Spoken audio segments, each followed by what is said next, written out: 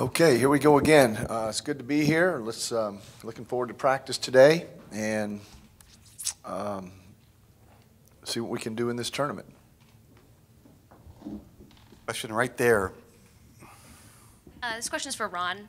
Jen Bates from KWCH. Ron, how exactly do you separate the 31-0 from what's going on now? Is that something, Coach said that's something you guys are trying to do? You're not going for 32-0. It's more looking for us as a brand new season. How do you separate that and get motivation for that? We just got to get it in our minds. This is kind of a new season. We're happy with what we accomplished as far as the 31 games prior to the tournament here in St. Louis. We've learned from those games, and we're going to take our game to this weekend.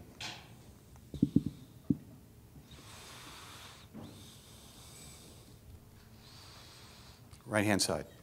Eric Nacton, KSN. Coach, it's been said this time of year it's all about preparation, not hyperventilation. Do you want your team to be a little bit nervous and on edge going into these games, or calm, cool, and collected? No, I think we're prepared. I don't want them to be nervous. I want them to go play. I want them to just go do what they've done since the beginning of the year, and for that matter, most of them since they stepped foot on campus, is just play their games, play to their strengths, play both ends, play as hard as they can for as long as they can, and give a fist and let somebody else come in and spell them for a while.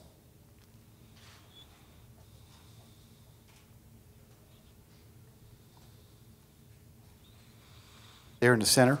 David?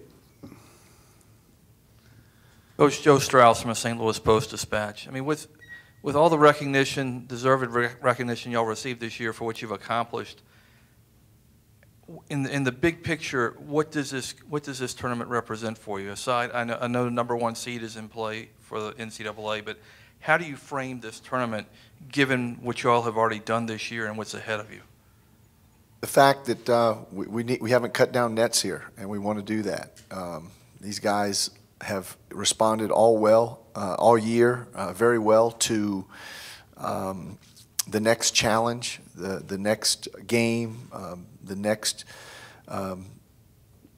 opportunity, and they're so steadfast in their belief that they want to be special. They want to be really, really great and achieve things that other Shocker teams haven't been able to achieve, or the previous group wasn't able to achieve. So I feel good about the challenge here, 3 games, but you can't even get to the semifinals unless you take care of the winner from tonight.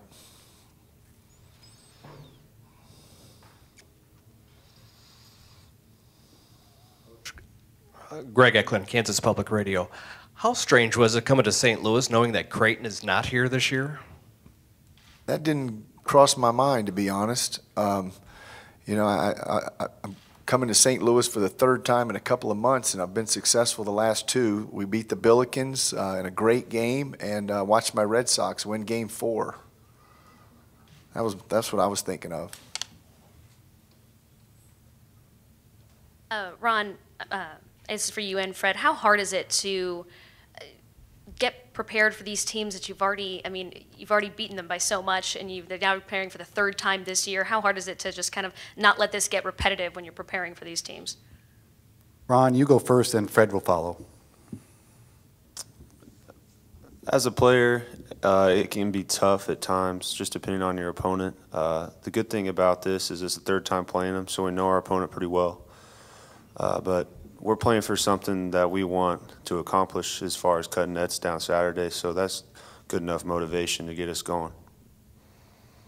As far as beating them before, that's out the window now. Everybody's 0-0, and it's just going to be about who plays the best for 40 minutes. And we understand that if we don't play well, we can be beat. And we understand if we play well, we like our chances. So that's our mindset going forward, and we don't focus on the games previous. Obviously, we'll use the same scouting and adjust the game plans accordingly, but the margins we won by and beating those teams don't matter right now. Questions on the left-hand side. Jason Penske from NBC2 in Terre Haute. Fred had a great line when you guys had played Indiana State, said that your locker room has no room for agendas. And I was just wondering, Coach, if you could comment on what it's like to coach a group that believes that and acts that? I believe that wholeheartedly. The latest example was the last photo shoot for Sports Illustrated, which was 3 days ago, I think. I brought these three gentlemen together, and Cleanthony, as well as Tikel Cotton. I was asked to choose one player, and I couldn't do that. That's not something that I wanted any part of, and I'm not going to play favorites. I'm not going to do that. So I brought the four that had started every single game, these three, and the Defensive Player of the Year, Tikel Cotton.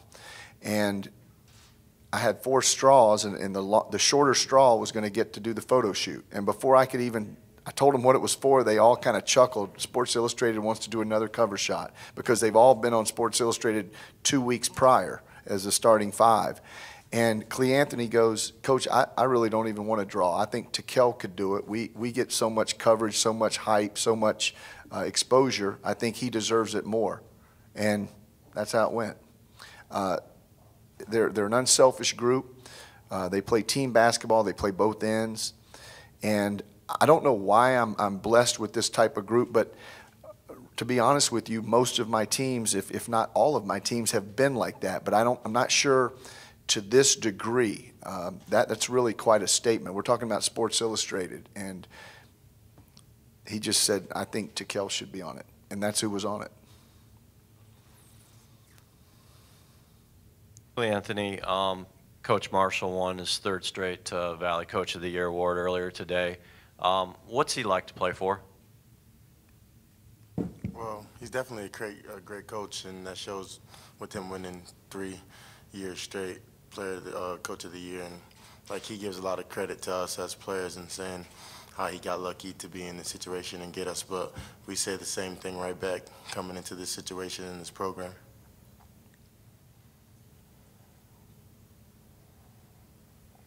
We're under 5 minutes to go. Questions right here in the aisle. Coach, one other thing. When a mid-major has a team that has been as dominant as y'all have this season, do you think that's necessarily a good or a bad thing for a conference in terms of representation in the NCAA tournament and just national profile? First of all, Joe, you got to read more, because someone said that MM term that you used has been buried. Okay, I'm not sure you saw that, but they had the funeral and everything, last rites, it's over.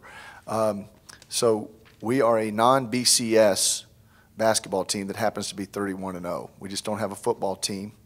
We do have cheerleaders. We have a lot of fans. So repeat your question. You think being as dominant as y'all have been is a good or bad thing for a conference? For a conference? I can't, I don't know about that. My contract states that my job is to make sure that Wichita State basketball program, men's side, is taken care of. We win as much as we can. We graduate people. We do it in a first-class way with integrity. So, that's what I'm going to try to do. So if the conference benefits from that, great. If not, I'm not going to apologize for that either.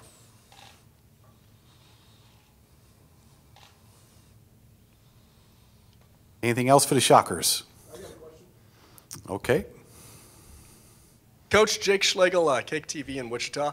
Do you guys think that you have done enough at this point to secure a 1 seed, or do you think winning this tournament is a necessity to do that? Your guess is as good as mine. I feel pretty good about it. I'm not worried.